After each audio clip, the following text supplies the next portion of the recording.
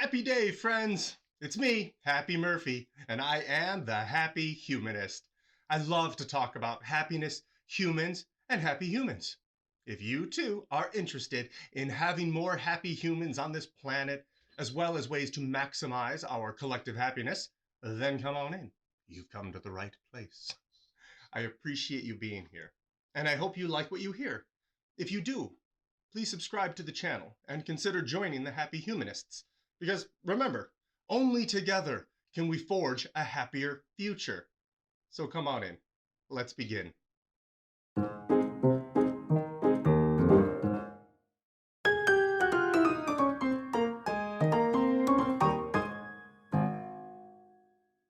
Hey friends!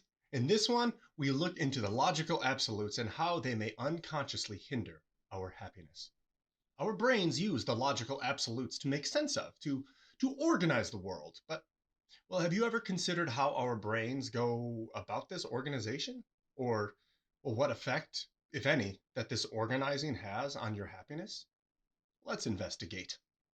To pay the bills, I'm a theater creator, a teaching artist, and when I teach new actors, they are often surprised that the first step in becoming a better actor is actually a better understanding of yourself, a better sense of self.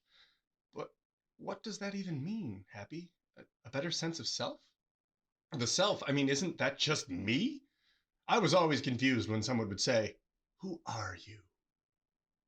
Uh, Unhappy Murphy? No, no, no. Who are you on the inside? Deep down, who is the real you? Oh, yeah, deep down. I think it's still me. It's Happy Murphy's all the way down, right? What is you? What is a sense of self? Have you ever considered this? If I were to start taking away cells, at what point would you no longer be you? And in case you didn't know this, microbes, they so rule our bodies that roughly half the cells in our body are distinctly not us. So where do they end? And where do we begin? If you've ever had a brain injury, you know that you can change. Your personality, likes, dislikes, values, your taste buds. So what's the point, Happy? This, that you are not your cells, which means you are not your body. Well, yes, I realize that without a body, there is no you. So in a very real sense, you are a body. But, well, if what makes you you is not your limbs, not your eyes, your organs, bones, connective tissues, we can medically replace those things. So they must not be what makes you you, right? So, what happens when we can replace our neurons with little micro machinery? What happens when we can replace our brains? Would we still be us? So, you're not your malleable brain. You're not your personality, because that's tied to your brain. It's an aspect of self, which means you are not your personality. So you're not your body, not your personality. Well, you're not your brain. Are you the thoughts in your brain? Brains create thoughts, right? That's what they do all day long. And you, presumably, have a brain, and it's making thoughts right now. So you are not the thoughts that are created in your brain. Do you decide all the thoughts in your brain? No. Brains make thoughts. It's what they do. Do you decide your emotional response to every random intrusive thought? No. Right? Sometimes a randomly produced thought just triggers a flood of neurotransmitters and we experience sadness for no reason. Just 'cause. But if we are aware of our emotional states, then we are separate from them. And if we're separate from them, then we are not them, right? You are not your emotions. You experience emotions, in our bodies, but, well, we are not them. So if I'm not my body, I'm not my mind, I'm not my personality, I'm not all of those things, my emotions, then what am I? Happy? I'm getting scared. Don't be scared, friends, for I bring the good news. Hello, my name is Elder Murphy, and I would like to talk to you about your happiness. All right, get ready for some woo-woo-woo. You are wondrous amalgamations of being. I know, it sounds pretty wooey, I know. But I'm going to argue it's not far off from the truth, because we are living beings composed of other living creatures.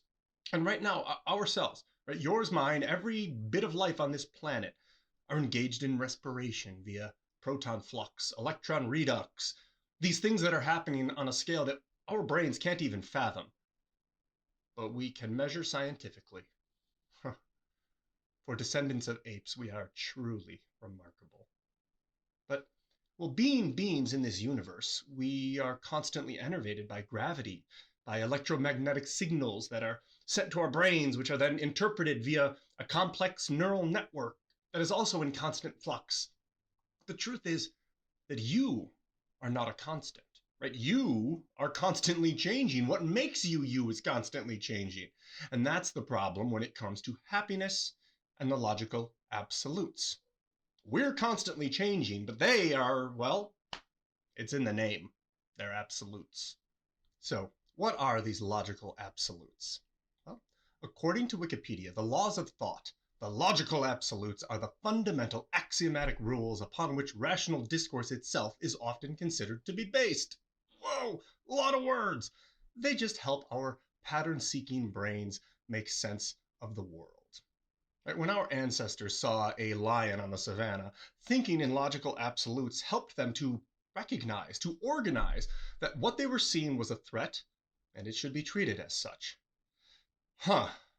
So these logical absolutes underlie our thinking, you say? We should probably be taught these then in school, right? I should probably have been taught logic and reason and thinking in school. Sorry, I digress. That is a topic for another day. The logical absolutes are very simple. There are 3 of them, and they are easily represented with a circle. So, think of a circle. You got it? I know you do. So, the first law, the law of identity, it just says that a thing is what it is. Easy enough. I'm a Happy Murphy. A circle is a circle. A lion is a lion. Excellent. Now let's put happiness into our circles. So whatever happiness means to you, put that into the circle, and now we all have circles of happiness. The second law, then, is the law of non-contradiction. So a thing is what it is and cannot be what it is not. Okay, so I'm a Happy Murphy and I can't be a Billy Murphy. Okay, a circle is a circle, a lion is a lion, and happiness is happiness. Yeah, a circle is not a square, a lion is not a deer, and happiness is not sadness. Right. Easy enough. Then we get to the law of the excluded middle, which just means that you're either in the circle or you're not, right? There's no gray zone, there's no green zone, there's no hokey pokey happening here, right? We do not circle all about. You are in or out. That lion is either a lion that will eat me or it's not, right? There's no such thing as a horsehound hog bear. There is no man bear pig. Ugh, I know. I was devastated too. So when we look at our emotions, well, think again of our circles of happiness. That circle is happiness, right? And there are no mixed emotions here. That circle is pure happiness. Some of you may already be seeing the issue with this. Let's think about how these logical absolutes may affect our ever-influx sense of self. And to do that, we need to look at language. We think in language, well, more precisely, words. Those little discrete mental constructions that we all agree upon. And since words are the basis of our thoughts, it is the words themselves that affect our neurochemistry.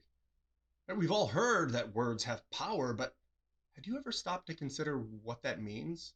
Like, how do they have power?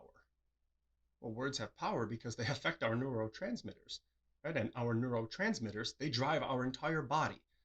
I know you can think up examples of words that carry so much weight that they instantly change your emotional state. A happy example is hearing I love you from a loved one. A not so happy example are the many racist words with which we humans love to dehumanize each other. Words can and do instantly induce change in our neurotransmitters, right? In our mental chemistry. And they can't not, right? They have to. A word is input into our ears via a sound wave that vibrates a little drum, wiggles a little bone, and hairs convert that physical pressure signal into an electrochemical signal that can be interpreted by our electrochemical brains. and it can't not do this, right? Body receives signal, ow, body processes signal. We can't turn it off. It's autonomous. And if that is the case, well, then we should be careful with the signals we send, with the words we choose, because we are literally changing other people's neurochemical states. And more specifically, though, we should be mindful with the words we choose to say to ourselves, because the words we use and choose have physical power, right? They can empower us, but they can also disempower us. So now I have a question. Let's say we're friends. Hey, friend! And let's say we bump into each other, fist bump, 2020 fist bump, and I say, how are you? What would you say right now in this moment? Well, you might say, I'm good, or I'm okay, or I'm all right, or I've been better, I'm struggling, sick, I'm really worried, happy. But what are we really saying? And what did I really ask in the first place? Let's look at the words. How are you? What am I really asking? I'm asking about, how are you feeling about whatever circumstances you currently find yourself in? I'm asking your opinion about your current emotional or physical state. But there is no direct reference to that in the question, how are you? I didn't ask about your emotional state. I didn't ask how you were feeling, right? I only asked about you. So my words actually asked about, well, your sense of self, right? About capital Y, you, deep down. So even if I meant to ask, how are you feeling? Or, I know you have a bum knee. How's your knee feeling physically today? I wasn't specific in my word choice. And in response, you were most likely not specific in yours. And perhaps one of you replied, I'm happy, or I'm okay. We all know that the contraction I'm means I am. So what was actually said in response to the question, how are you, is I am happy. I am happy. My being is this concept called happy. But as we discovered before, we are not our emotions. We are not our various emotional states. Can you be happy? Or can you feel happy and experience the state of being we call happiness? Can you be angry? Are you anger? No. Or do you feel angry? Right? All of us say things like, I am so angry, or I'm so happy. This is just how we think, and it's how we talk, but it's not precise, and it leads to problems with cognitive dissonance in how we think about ourselves. You are not angry. You feel angry. Right? You are not happy. You feel happy. You are not sad, mad, afraid, disgusted, surprised, embarrassed, frustrated, disappointed, vulnerable. Right? We classify experiences into these distinct emotional categories, into states of being based on our current neurochemical response, but, well, they are just states of being. They are not being. They are distinct from you, so they are not you. So now let's tie back in those laws of logic and see what happens when we say, I am happy. So think of your circle of happiness. Say, I am happy. And now you are in the circle too. So the law of identity tells me that a thing is what it is. So when I say I am happy, must be happy. The law of non-contradiction tells me that a thing isn't what it isn't. So when I say I am happy, then I must be happy. I must not be mad, sad, or afraid, or any other thing, right? I am happy. And then the law of excluded middle, right? There's no middle ground. I'm either in the circle or not. And right now, I am in the circle of happiness. I hope you can already see some of the problems here. We are complex creatures ever in flux. We are not absolute, but our thinking tends to be. I may feel happy now, but later on today, my brain makes a random thought, releases some neurotransmitters, and now I feel sad. But wait, I am happy. I don't just feel happy. And if I am happy, then I cannot be sad because I am happy. I am what I am not what I am not, and there is no middle ground, right? And I am happy. I'm in my happy circle, right? I tell myself I'm happy. So how can I now be sad? Why can't I control my nerves? If I'm happy, then I couldn't be any other thing. I couldn't be sad. So what is wrong with me? Why am I not happy? I should be happy. Why am I feeling the way I feel? I should feel better by now. After all, I tell myself that I'm happy all the time. I do my daily affirmations. I am beautiful, intelligent, creative, bold.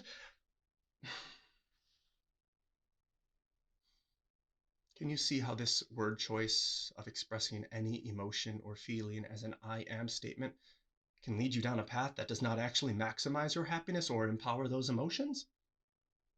By saying I am, you are putting yourself into a circle to the exclusion of everything outside it. Not purposefully, mind you. This is just how our brains tend to work and make sense of the world. So, when the world crashes in, our minds struggle to make sense of all the I ams that we tell ourselves. If I am strong, then when my knee hurts, I must be weak. Not a strong person experiencing knee pain, I am now a weak person. If I am courageous, but then I feel fear, I must now be afraid. Right? No longer a courageous person experiencing fear. Now I am a coward. If I am happy, then when the slightest bit of not happy creeps in, because there is no middle ground in the absolutes, then I cease to be happy, and now I am some other emotion. You see the problem, yes? Right? You see how this seemingly innocent self-talk can negatively influence our self-worth? The logical absolutes don't allow for shades and colors of emotion, but that's exactly what emotions are. They're shades, colors, reflections of our self's current state. So what do?